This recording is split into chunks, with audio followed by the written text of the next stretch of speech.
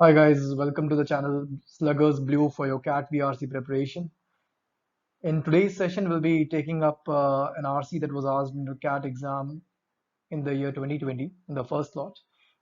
This RC is also the first RC that we are taking up from the politics and governance genre.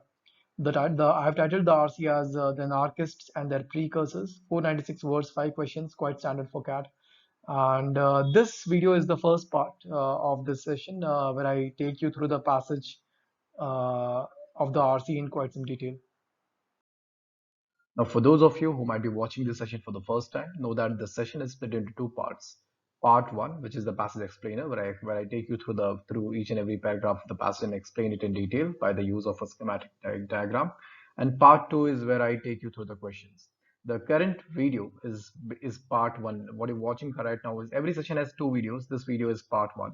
And 40 such sessions make up a course that I've titled as an anthology of RCs for your reading comprehension preparation for the CAT. So, and those of you who have not watched the intro video and you are interested to know the details of the course, you can watch the intro video of this course by clicking on a cue card on the top right side of your screen. You should be able to see a letter I there, and if you click on that, it will show you the thumbnail of the intro video, which you can click and well, check out the details of the course. All right, so let's jump into the passage explainer now. Okay, so now guys, this is the passage explainer part of the video. Your passage explainer screen, your current screen is split into two parts. On the left side is where we'll have the passage, as you can see here. And on the right side is where we'll have the schematic diagrams. Now, the way we'll go about this is that I'll read and explain the passage paragraph by paragraph as the schematic diagram simultaneously appears on the right. Okay. Post reading every paragraph, I'll explain the same in detail by the use of the schematic diagram that will have appeared by that time, and then move on to the next paragraph. All right, so let's start with the first paragraph. Starting with paragraph 1. The word anarchy comes from the Greek anarchia, meaning contrary to authority or without a ruler, and was used in a derogatory sense until 1840 when it was adopted by Pierre-Joseph Proudhon to describe his political and social ideology. Proudhon argued that organization without government was both possible and desirable. In the evolution of political ideas, anarchism can be seen as an ultimate projection of both liberalism and socialism, and the different strands of anarchist thoughts uh, can be related to their emphasis on one or the other of these. That was your reading of the first paragraph, guys. Okay, so guys, what the author has done in the first paragraph is he's introduced us to the term anarchy and the idea of anarchism. He starts with giving a slight backdrop in terms of the etymology of the term anarchy, which comes from the Greek word anarchia, without a ruler. And then he goes on to say that this term used to have a negative connotation. Okay, used to be seen as a derogatory term until 1840 when it was adopted by a person named Pierre-Joseph Proudhon to describe his political and social ideology. And he also says that this person believed that this ideology of anarchy, was both possible and desirable.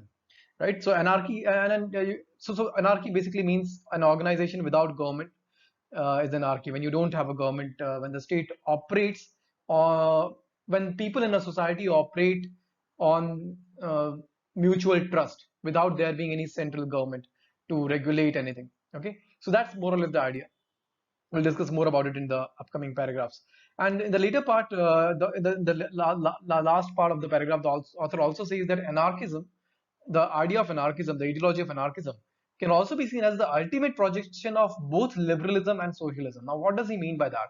So, ultimate projection means that let's suppose there are different variants of the ideas of liberalism ideas that which are anchored in the ideology of liberalism. Okay, so within the ideology of liberalism itself, there might be various strands, there might be multiple strands, some of which might be more liberal than the others, right? So what he means when he says that anarchy is the ultimate projection of liberalism means that on this spectrum of which has a multitude of ideas or ideologies which are anchored in the which are anchored on the root level in the ideology of liberalism, the most liberalist ideology will be that of anarchy. And similarly, even in case of socialism, among the various strands and variants of socialism, the most socialist, the ultimate projection of the most socialist ideology will also be anarchy, right? So if you read this sentence, in the evolution of political ideas, anarchism can be seen as an ultimate projection of liberalism and the ultimate projection of socialism as well. And finally, he says that the various strands of this thought, various strands of the anarchism ideology, can be related to their emphasis on one or the other of these. So, for example, some of the variants of the anarchism way of thinking might be more focused on liberalist values, while some of the other variants of anarchism, of the anarchism ideology, might be more focused on the socialist values, right? So that's what he means by the first paragraph. Let's go. So essentially, what he has done in the first paragraph, he has introduced the idea of anarchism, and he has talked about, he's given a slight background of what the word used to mean earlier and now what it means. Okay, let's move on to the next paragraph. Coming to paragraph 2. Historically, anarchism arose not only as an explanation of the gulf between the rich and the poor in any community, and of the reason why the poor have been obliged to fight for their share of a common inheritance, but as a radical answer to the question, what went wrong, that followed the ultimate outcome of the French Revolution. It had ended not only with a reign of terror and the emergence of a newly rich ruling caste, but with a new adored emperor, Napoleon Bonaparte, strutting through his conquered territories. So that's your reading for your second paragraph. So guys, in the second paragraph, the author has proceeded with providing us the historical reasons which necessitated the rise of the idea of anarchism. Okay, and then he has basically talked about the rise of the idea of anarchism in two contexts. The first context is on this side, and then the second context is here. I'll explain both of them. In the first context, he says that anarchism arose as an explanation for the extreme gulf between the rich and the poor, right? So what he means by that is, in historical times, the huge gulf that there had been between the rich class, between the rich ruling class and the poor, was not being regulated. There was no governing system. There was no control mechanism. So even there may have been government, but they never used to regulate this huge gulf between the rich people and the poor people, right? And hence you can say that there was a lack of a governing system. There was a lack of a control mechanism that would regulate this gulf, that would try to decrease this gulf, that would try to maybe bring in some benefits for the poor as well, that would probably fight for their rights as well, right? So and anarchism has been used as an idea to refer to this lack of a control system or lack of a governing mechanism, right? See, anarchism, the author has already defined as is basically something is basically a lack of a centralized system. There's like a state without a ruler. So essentially, that's what was happening here. That's exactly what was happening here. In this case, although there may have been a governing system, but the governing system was, well, effectually non-existent, right? Effectively non-existent because, well, it was not governing the gulf between the rich and the poor people. So that's why he says that anarchism arose as an explanation, in the first aspect, as an explanation of the gulf between the rich and the poor. Okay, it explains why there is such a large gulf, right? The reason why there is such a large gulf is because there is a lack of a control mechanism that could control this gulf, and that lack of a control mechanism is anarchism. That's the first aspect. In this aspect, the author has seen or described this idea of anarchism in a negative light. Okay. In the next aspect, he says that the sentence goes, it also arose, the anarchism also arose as a radical answer to the question, what went wrong? Okay, now what does the author mean by this part of the paragraph? He basically says that, okay, the French Revolution led to a series of outcomes which were totally not in favor of the people of the masses who participated in the revolution, right? The reason why the masses had participated in the revolution was so that they could get rid of the tyrannical ruling class. And then what in fact happened was that as a result of the French Revolution, it ended it you again, like the reign of terror came back as it was in the before the revolution by the ruling class. and the emergence and a new ruling class emerged, right? So they got rid of the old ruling class, but in place of the old ruling class, there was a new ruling class emerged, and over and above that, now there was also an adult emperor named Napoleon Bonaparte, right? And so in fact, the French Revolution led to an outcome that was almost contrary to the reason why the revolution was carried out. The revolution was probably carried out to get rid of the oppressive, tyrannical, and exploitative ruling class. But now it was replaced by a new ruling class, and in fact, even a higher position was added to the hierarchy. Okay, and then to that phenomena, the author has asked the question, what went wrong? Like, what exactly went wrong? So much so that the French Revolution resulted in something that was not at all intended by the revolution. Okay, what is that thing that went wrong, and how can this phenomena be avoided in the future? Okay, and the answer to this question, anarchism was the answer to this question in terms of how can it be avoided. Okay, so because anarchism basically means that, well, there will not be any ruling class. Okay, you totally abolish the ruling class, you abolish the centralized system of governance, you basically go by a more mutual system of governance, a more federal system of governance, right? So what went wrong and how it can be avoided uh, in respect to the French Revolution, right? Anarchism rose as a radical answer to this question, okay, as to how this phenomena that took place after the French Revolution, how this can be avoided. Well, it can be avoided if you adopt anarchism, right? That's what the author means here. So in the second paragraph, what has the author done overall? He has basically listed the issues which led to the rise of the idea of anarchism. Okay, so yeah, that's the second para. Let's go on to the next one. Coming to the next two paragraphs, the anarchists and the precursors were unique on the political left in affirming that workers and peasants, grasping the chance that arose to bring an end to centuries of exploitation and tyranny, were inevitably betrayed by the new class of politicians whose first priority was to re-establish the centralized state power. After every revolutionary uprising, usually won at heavy cost for ordinary populations, the new rulers had no hesitation in applying violence and terror, a secret police, and a professional army to maintain their control. For anarchists, the state itself is the enemy, and they have applied the same interpretation to the outcome of every revolution of the 19th and 20th centuries. This is not merely because every state keeps a watchful and sometimes punitive eye on its dissidents, but also because every state protects the privileges of the powerful. So, guys, that was the reading of your third and fourth para. Okay, to coming to these set of paragraphs. See, what the author has done here is he has basically gone into the details of the issues that he already introduced us to in the earlier paragraph, right? He says that how like the anarchists and the precursors have a unique position so far as the political left is concerned. Now, political left is basically all the ideologies which are left leaning, which are more on the side of liberal, right? Which are more on the side of liberalism. We will talk about these ideologies maybe in some other sessions. But for now, you can understand that anarchism happens to be one of the ideologies on the political left side of the spectrum. And the author says that the anarchists and the precursors, they were unique on the political left.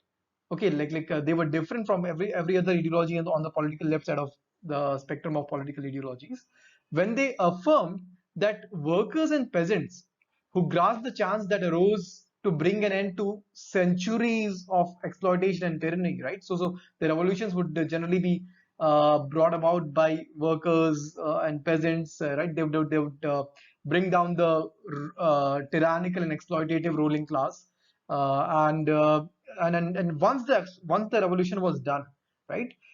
He says that the old ruling class will simply be replaced by a new ruling class, right? By a new class of politicians whose first priority was to re-establish centralized centralized state power, right? So as to, well, it's essentially like even after the revolution, the only difference is that now you're being governed by a different set of rulers. And so far as the exploitation and tyranny and reign of terror and control is concerned, that remains the same. It's just that you're under new management now, right? So he says that, and the author notes that after every revolutionary uprising, usually won at heavy cost of the workers and the peasants who are involved here, right? They would hardly get any benefits at all, right? Because the new rulers will have no hesitation in applying violence and terror, a secret police and a professional army to maintain their control, very much like what the old rulers had done, right? So that's what the author has. He's basically gone into the details of the idea that he introduced in the earlier paragraph. Okay? And then he says that he goes on to talk about the point of view of the anarchists, and he says that for the anarchists, owing to these reasons, for the anarchists, the idea of the state itself, the idea of the centralized state itself is uh, is is the idea. The state itself is an enemy for the anarchist, right? They're not okay with the idea of a state. Forget about who's which individuals or what kind of people will be part of the centralized state or will be the rule will be among the ruling party. For the anarchists, so far as the anarchists are concerned, just the idea of having a centralized state is something that they don't agree with. Okay, and this is and the reason he's also given the reason. The author has also listed the reason here, that the reason why the anarchists don't like the idea of having a centralized state is not just because like this is also the reason that the state keeps a watchful and punitive eye on its dissidents, like anyone who might disagree with the state might punish them. So that is definitely one of the reasons, but that's not the primary reason. He says this is not the reason why the anarchists don't agree with the idea of having a centralized state is not just because the state keeps a watchful and punitive eye on its dissidents. So this is not the only reason. This is a reason, but this is not the only reason. But also because every state protects the privileges of the people who are in power, people who are powerful, when in fact they should probably be working in the direction of making things easier for the workers and the peasants, for the population, right? So yeah, so that's the reason why the anarchists are opposed to the idea of centralized state. Okay, so that's your third and fourth paragraph. Let's move on to the next one.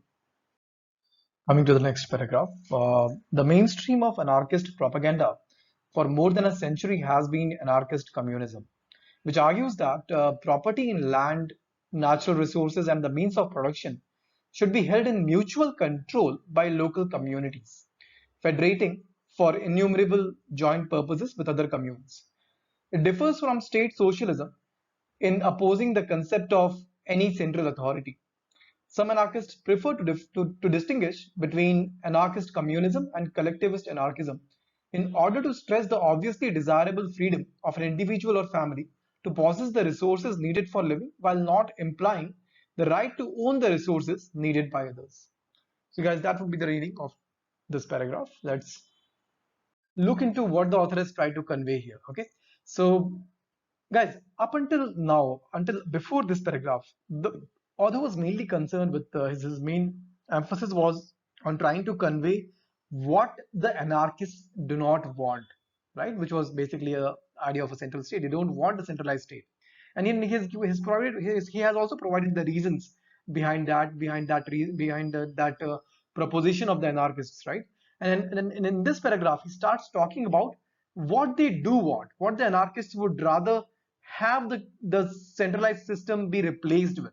Okay, what according to them could be a better way of running the society. Okay, and he says that the mainstream of anarchist propaganda for more than a century has been anarchist communism. So what he's saying is that the primary idea, that the primary proposal of the anarchists for at least a century has been that of anarchist communism, like the way things should be run in the society should be by the ideology of anarchist communism. And what is that ideology? That ideology argues that properties such as land, natural resources, the means of production, they should all be held in mutual control by local communities, as opposed to the case of socialism, where these will be owned by a central authority, by a central state, right? In case of anarchist communism, these means of production, these natural resources, land, etc., they'll be owned, not there'll be no central state. It will just be the local communities which will have the joint ownership, which will mutually control all of these means of production, natural resources, and land. Okay, and then as and when required, they can federating for innumerable joint purposes. So for as and when required, they can together, they can exchange these resources, they can come together and use these resources for the various purposes, right? Whenever, as and when required. So yeah, that's his idea of anarchist communism. Okay, and then he says that this idea of anarchist communism is different from, say, state socialism, because in case of anarchist communism, there is not going to be any centralized authority that owns these resources.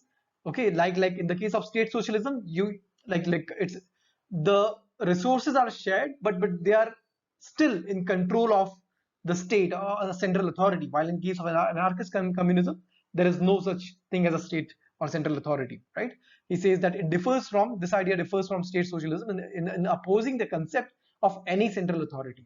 Okay, and then he goes on to talk about how some of the anarchists make a further differentiation in this idea of anarchist communism, right? Some of the anarchists go to another level of nuancing this idea, and they say that they prefer to distinguish between the idea of anarchist communism and collectivist anarchism, right? So the idea of collective anarchism will be slightly different from this idea of anarchist communism. And in what sense?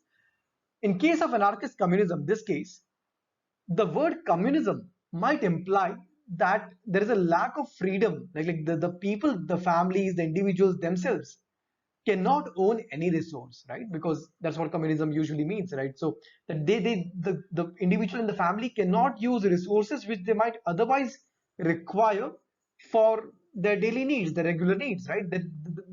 So the communism, anarchist communism, because it has the word communism, might imply a lack of freedom to own need-based resources for any individual or family, right?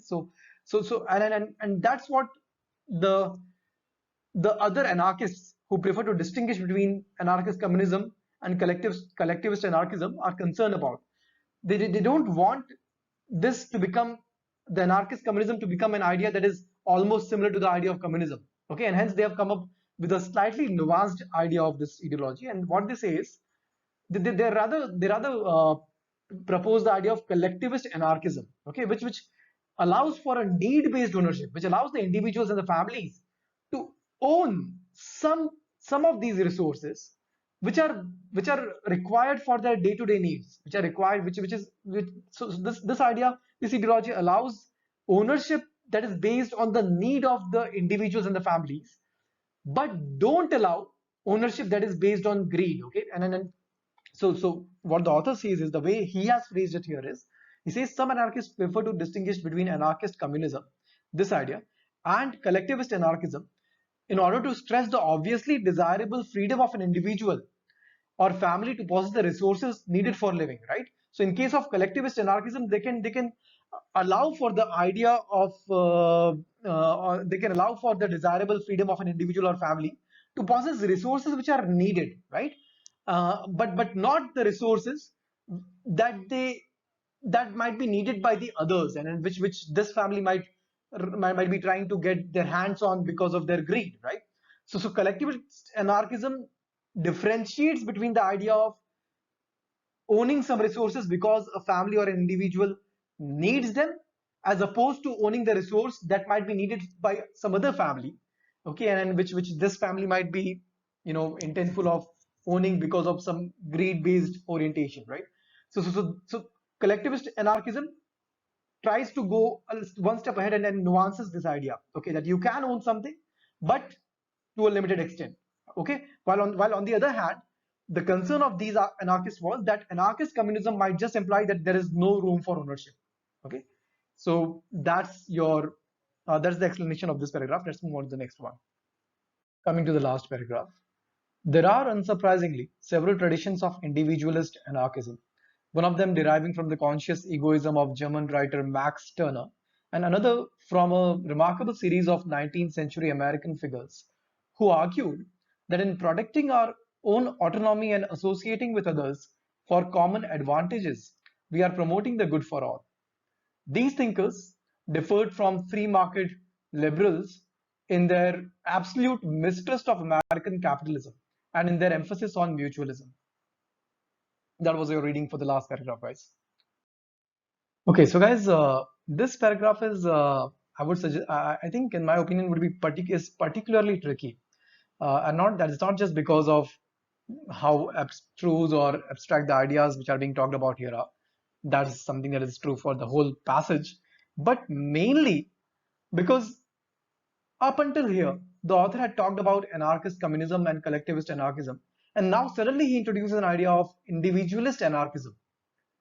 Okay, and what's which we cannot assume is basically just a different form of anarchist communism or something like at least it will not. Yeah, it can be a different form, but it is definitely not the same thing. It has to be considered in its own light as a different variant of an anarchism ideology. Okay, and then there's another very important reason to do that. The reason is, if you note this paragraph, there are unsurprisingly several traditions that starts, right. This is, I know it is a little faded, but I hope that you can still see this paragraph starts here, right. There are unsurprisingly several traditions that starts here. Just look at this last line of the paragraph before this, right. It ends with, while not implying the right to own the resources needed by others, and then there you see there, you don't have a full stop here. You have a series of dots basically which imply that there was some more content on these lines which has been omitted here, and then this paragraph has been brought in. So there's a very good chance that the later part, the part that has been omitted here, must have talked about further about collectivist anarchism, and then at some point might have introduced the idea, a new idea of individualist anarchism. And then this paragraph starts right in the middle of it, which it starts directly. It doesn't talk to you about what individualist anarchism is. It simply starts with talking about that there are several traditions to individualist anarchism. So what you need to be mindful here is that individualist anarchism is not something that you should confuse with collectivist anarchism or an anarchist communism. It's just, it definitely it's a variant of the anarchist ideology, but it should not be confused with any of these two.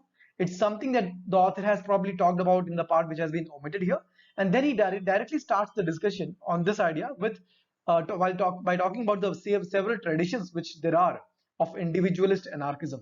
Okay, okay, and then he goes on to talk about how, like, one of the traditions comes from a German writer named Max Turner, then another comes from a series of 19th century American figures, remarkable series of 19th century American figures, who argued that in protecting our autonomy and at the same time maintaining, uh, working together,